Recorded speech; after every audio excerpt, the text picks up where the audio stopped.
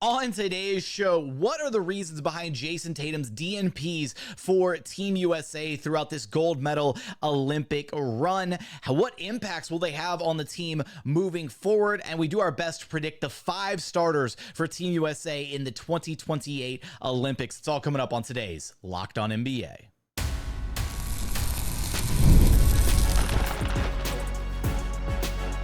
You are Locked On NBA, your daily NBA podcast. Part of the Locked On Podcast Network, your team every day.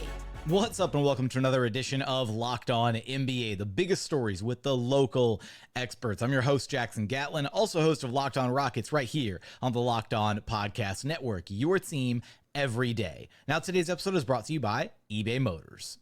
Passion, drive, and patience. The formula for winning championships is also what keeps your ride or die alive. eBay Motors has everything that you need to maintain your vehicle and level it up to peak performance. Superchargers, roof racks, exhaust kits, LED headlights, and so much more. Whether you're into speed, power, or style, eBay Motors has you covered. With over 122 million parts for your number one ride or die, you'll always find exactly what you're looking for. And with eBay Guaranteed Fit, your part is guaranteed to fit your ride every time or your money back. Because with eBay Motors, you're burning rubber, not cash. With all the parts you need, the prices you want, it's easy to make your car the MVP. Keep your ride or die alive at ebaymotors.com. Eligible items only. Exclusions apply. eBay Guaranteed Fit only available to U.S. customers. Joining us now is the host of Locked On Celtics and Locked On NBA, John Karalis. You can track down wherever you listen to your podcast or on YouTube. Just search Locked On Celtics. And John, look, let's be honest here. Jayson Tatum and the recurring DNPs throughout this Team USA Olympic run on their way to winning yet another gold medal was a pretty major talking point, over these past, few weeks or so. And ultimately, I want to get to the bottom of this. How much of the Tatum DNPs were potentially almost even, I want to say, self-inflicted? Because you look at how a guy like Devin Booker, right, was able to carve himself out a role on this Olympic roster, kind of adapting the way that he plays in the NBA with the Suns and filling a much needed role alongside guys like LeBron and Steph. So could, in your eyes, do you think Tatum could have avoided some of these DNPs if he was maybe a little bit more adaptable with his game? He needed his jump shot to fall. The jump shot wasn't falling, and that was a big problem, right? That's a big one, right? If he's not hitting 3-pointers, then that's a problem. And that's an issue that stretched back into the playoffs. So, obviously he could have played better. I don't think anybody is complaining that he didn't play much or even his role. Like, I don't think anybody really says he was miscast in what they were asking him to do. But when he did play, I think he defended fairly well. I thought he rebounded fairly well. So there were places for him to be used. The first DNP was a blowout. It was more just like, interesting, weird that would happen. The second one, also against Serbia, they were banging a lot of threes, and they actually could have used Tatum, his length, his switchability to they won the game. But it took kind of I don't want to call it a miracle, but it took one hell of a comeback for them to win that game. And I think the argument for why didn't Tatum play argument was he could have defended. He could have switched. He could have bothered some of their shooters and maybe could have made things a little bit easier. So I think that's at the heart of this more than anything else. Yeah, because you go look at a guy like Devin Booker, and obviously he played incredibly well throughout his Olympic run. Give him a lot of credit. Steve Kerr did just as much, in the final presser, going out of his way to compliment Booker, all that good stuff. But in a vacuum, right, you would imagine, right, a 6'8" Jayson Tatum, the ability to defend, the length, the size, the rebounding, all that, would be more of a benefit to this team than a Devin Booker if he, I want to say, was able to be put in that role, I guess, but maybe some of the lack of offense was also one of the drawbacks throughout this Olympic run for him. Yeah, again, it's everybody's asked to play a little bit of a different role, minus like Durant, LeBron, and Steph. Everybody else is kind of, everyone else is asked to play a little bit differently. But yeah, I think Tatum could have gone in there and bothered some shots, grabbed a few rebounds that, weren't getting grabbed and almost cost Team USA late in their game against Serbia. I feel like everybody had a role. Everybody could have played. It wasn't necessary. Steve Kerr talks about the math problem. It wasn't necessary to have that math problem. They could have gone a different route and stolen a couple of minutes here and there from other guys. Some guys like Booker, maybe you could have taken a couple minutes here from him in situational spots where the defense was more important. And that's a spot where Tatum could have played. That I just feel like the management of the minutes could have been handled a little bit better.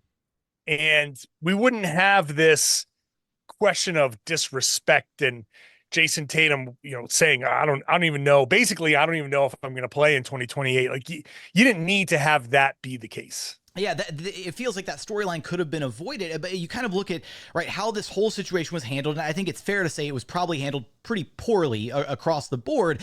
But then you also look at kind of some of the outlying things, like obviously you had like Tatum's mom kind of going on social media and complaining a little bit there, and making a big stink of this whole situation. And then it's even juxtaposed by the fact that you had Tyrese Halliburton racking up even more DNPs, and he was fine with it. He was the vibes king on the bench. He was gassing everybody up. He was excited, and then he even went so far as to poke a little bit of fun at himself, take the picture of the gold medal, didn't do any work on the group project, still got an A. So I think that kind of almost exacerbated the situation to where you're like, man, like Tatum really, what was he being a sore loser about it, whatever, and that kind of only added fuel to the fire for the whole situation. Yeah. Look, I think, coming off the championship, I think Tatum reported to the Team USA camp a little bit later than everybody else, and I'm not sure if that played a little bit of a role. Because you got the championship parade, and I think he just needed some downtime before he got into Team USA mode.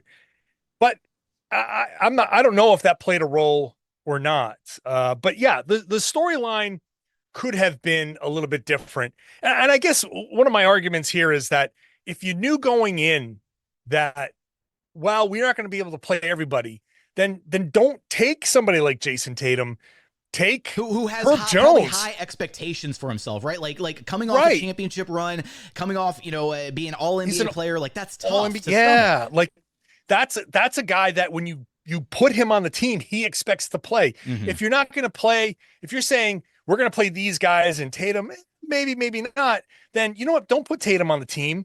Which, maybe would have been a different storyline, but that would have been handled differently, separately. You could have put like Herb Jones and Alex Caruso on the team and put like 3-and-D guys that would have just fit more as role players around these other stars. And if one of those guys sits, he sits. It's not that big of a deal.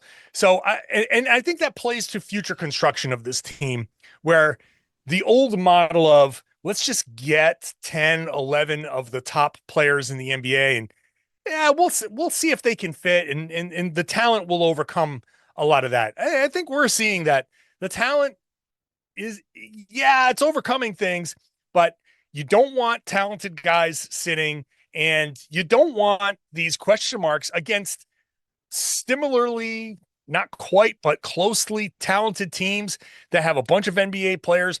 France has Victor Wembanyama, who might be the best player in the tournament moving forward. Down the line, they're going to have to rethink how they construct this team. And I just think, like, we're going to forget about the Tatum thing. It's not going to be a big deal. But I think it is going to highlight maybe a rethinking of the 2028 team, how they put that together, how many role players they bring, how many star players they bring, and just kind of maybe putting their heads together to say, we need to have a different approach. I'm really glad you bring that up because, and you mentioned it very briefly a moment ago, right? So obviously all the DNPs with Jayson Tatum, the frustration from Jaylen Brown for not even being selected, feeling like he got snubbed from Team USA, right? Those are two names that you would, you look down line 4 years down line, you would fast forward and think, okay, well, those two guys should be surefire locks with so many other spots opening up with guys ultimately phasing out of, the NBA at large, or, just their Olympic kind of timelines with guys like Steph, LeBron, KD, probably not going to be around for 2028 unless they really decide to hold on for all dear life. But you start to factor that in, and that's why this situation is going to have a far-reaching impact 4 years down the line, because maybe Tatum is upset that he got DNP'd and so he doesn't want to come back in 2028. Maybe Jaylen Brown's upset. So with that in mind, we're gonna have a fun little exercise here to wrap up our segment. we fast forward to 2028, and we'll both take a stab at this. Your best guess is the 5 starters for Team USA in 2028. You want to go first? You want me to go first? Guest of honor, you can go first. Though. Okay, sure. Well, I think Anthony Edwards will be back. Feels like a lock, right? Feels like a lock. Yeah, I'm going to put Tatum there just because I think 4 years is a long time, and who knows what's going to happen with Steve Kerr, and maybe there'll be a new coach somewhere, I think in that stretch. It feels like Eric Spoelstra is probably like next in line to take on that role. Feels like it. So, I'm going to put Cooper Flagg in the starting lineup. Oh, that's a good dark horse candidate.